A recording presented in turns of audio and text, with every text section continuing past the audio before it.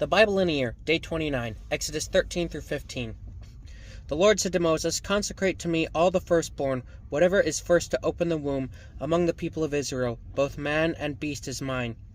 Then Moses said to the people, "Remember this day in which you came out from Egypt, out of the house of slavery, for by a strong hand of the Lord brought you out from this place. No leavened bread shall be eaten. Today, in the month of Abib, you are going out. And when the Lord brings you into the land of the Canaanites, the Hittites, the Amorites, the Hivites, and the Jebusites, which he swore to your fathers to give you, a land flowing with milk and honey, you shall keep this service in this month. 7 days you shall eat unleavened bread, and on the seventh day there shall be a feast to the Lord. Unleavened bread shall be eaten for 7 days. No leavened bread shall be seen with you, and no leaven shall be with you in all your territory. You shall tell your son on that day, 'It is because of what the Lord did for me when I came out of Egypt.' And it shall be to you as a sign on your hand and as a memorial between your eyes, that the law of the Lord may be in your mouth. For with a strong hand the Lord has brought you out of Egypt. You shall therefore keep this statute at its appointed time from year to year. When the Lord brings you into the land of the Canaanites, as he swore to you and your fathers, and shall give it to you, you shall set apart to the Lord all that first opens the womb. All the firstborn of your animals that are males shall be the Lord's. Every firstborn of a donkey you shall redeem with a lamb, or if you will not redeem it, you shall break its neck. Every firstborn of man among your sons you shall redeem. And when in time to come your son asks you, 'What does this mean?' you shall say to him, 'By a strong hand the Lord brought us out of Egypt, from the house of slavery. For when Pharaoh stubbornly refused to let us go, the Lord killed all the firstborn in the land of Egypt, both the firstborn of man and the firstborn of animals. Therefore I sacrifice to the Lord all the males that first open the womb, but all the firstborn of the sons I redeem. It shall be as a mark on your hand or frontals between your eyes. For by a strong hand the Lord brought us out of Egypt.' When Pharaoh let the people go, God did not lead them by the way of the land of the Philistines, although that was near. For God said, 'Lest the people change their minds when they see war and return to Egypt.' But God led the people around by the way of the wilderness toward the Red Sea. And the people of Israel went up out of the land of Egypt, equipped for battle. Moses took the bones of Joseph with him, for Joseph had made the sons of Israel solemnly swear, saying, 'God will surely visit you, and you shall carry up my bones with you from here.' And they moved on from Succoth and encamped at Etham on the edge of the wilderness. And the Lord went before them by day in a pillar of cloud to lead them along the way, and by night in a pillar of fire to give them light, that they might travel by day and by night. The pillar of cloud by day and the pillar of fire by night did not depart from the people. Then the Lord said to Moses, 'Tell the people of Israel to turn back and encamp in front of Pi Hahiroth, between Migdol and the sea, in front of Baal Zephon. You shall encamp facing it by the sea. For Pharaoh will say of the people of Israel, they are wandering in the land. The wilderness has shut them in. And I will harden Pharaoh's heart, and he will pursue them. And I will get glory over Pharaoh and all his host. And the Egyptians shall know that I am the Lord.' And they did so. When the king of Egypt was told that the people had fled, the mind of Pharaoh and his servants was changed toward the people. And they said, 'What is this we have done? What that we have let Israel go from serving us?' So he made ready his chariot and took his army with him, and took 600 chosen chariots, and all the other chariots of Egypt with officers over all of them.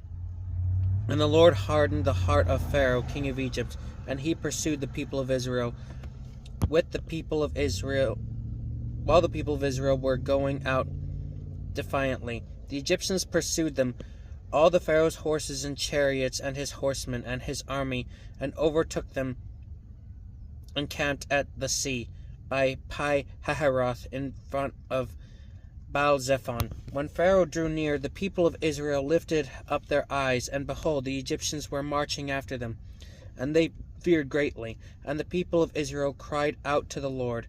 They said to Moses, "It is because there are no graves in Egypt that you have taken us away to die in the wilderness? What have you done to us in bringing us out of Egypt? Is not this what we said to you in Egypt? Leave us alone that we may serve the Egyptians?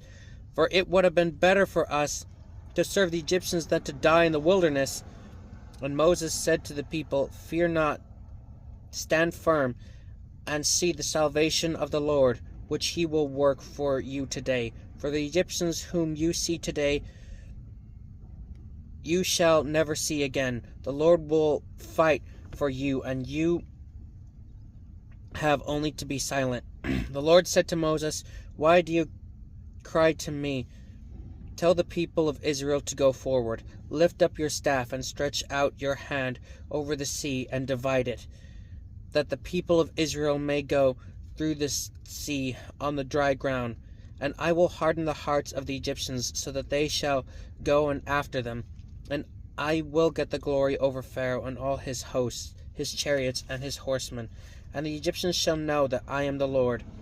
When I have gotten glory over Pharaoh, his chariots and his horsemen, the angel of God who was going before the host of Israel moved and went behind them, and the pillar of cloud moved from before them and stood behind them, coming between the host of Egypt and the host of Israel. And there was the cloud and the darkness, and it lit up the night without one coming near the other all night. Then Moses stretched out his hand over the sea, and the Lord drove the sea back by a strong east wind all night, and made the sea dry land, and the waters were divided. And the people of Israel went into the midst of the sea on dry ground. The waters began being a wall to them on their right hand and on their left. The Egyptians pursued and went in after them into the midst of the sea, all of Pharaoh's horses, his chariots, and his horsemen. And in the morning watch, the Lord in the pillar of fire and of cloud looked down on the Egyptian forces and threw the Egyptian forces into a panic, clogging their chariot wheels so that they drove heavily. And the Egyptians said, "Let us flee before Israel, for the Lord fights for them against the Egyptians." Then the Lord said to Moses, "Stretch out your hand over the sea, that the water may come back upon the Egyptians, upon their chariots, and upon their horsemen." So Moses stretched out his hand over the sea, and the sea returned to its normal course when the morning appeared. And as the Egyptians fled into it, the Lord threw the Egyptians into the midst of the sea. The waters returned and covered the chariots and the horsemen of all the host of Pharaoh that had followed them into the sea. Not one of them remained. But the people of Israel walked on dry ground through the sea, the waters being a wall to them on their right and on their left. Thus the Lord saved Israel that day from the hand of the Egyptians.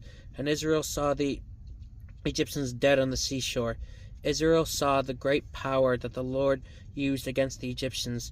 So the people feared the Lord, and they believed in the Lord and in his servant Moses. Then Moses and the people sang this song before the Lord, saying, "I will sing to the Lord, for he has triumphed gloriously. The horse and his rider he has thrown into the sea. The Lord is my strength and my song, and he has become my salvation. This is my God, and I will praise him, my father's God, and I will exalt him. The Lord is a man of war. The Lord is his name. Pharaoh's chariots and his host he cast into the sea, and his chosen officers were sunk in the Red Sea. The floods covered them. They went down into the depths like a stone. Your right hand, O Lord, glorious in power. Your right hand, O Lord, shatters the enemy. In the greatness of your majesty, you overthrow your adversaries. You send out your fury, it consumes them like stubble. At the blast of your nostrils, the waters piled up.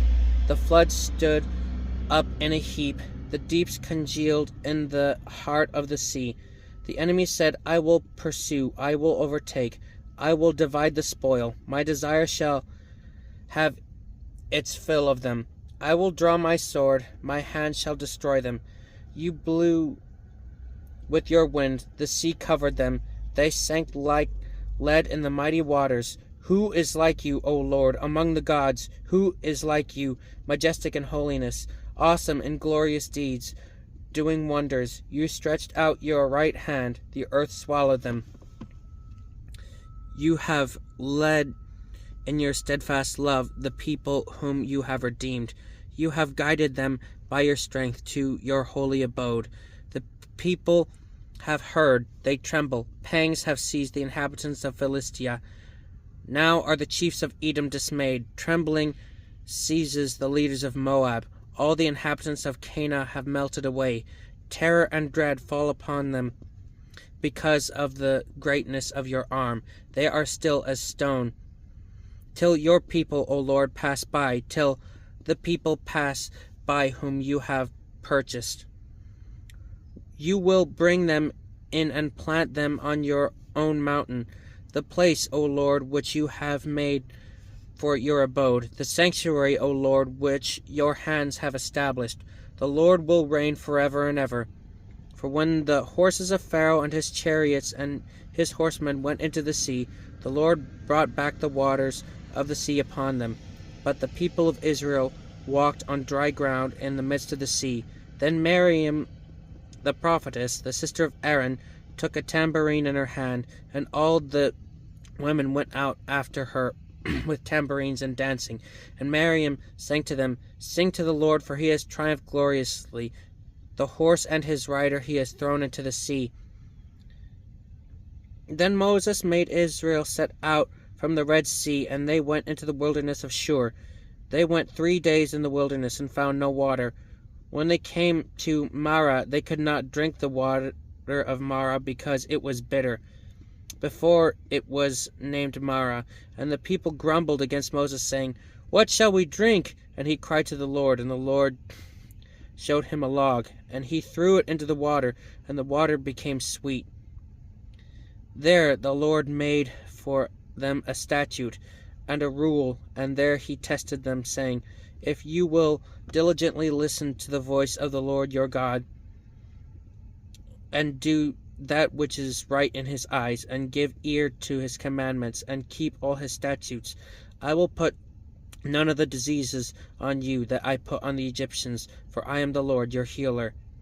Then they came to Elim, where there were 12 springs of water, and 70 palm trees.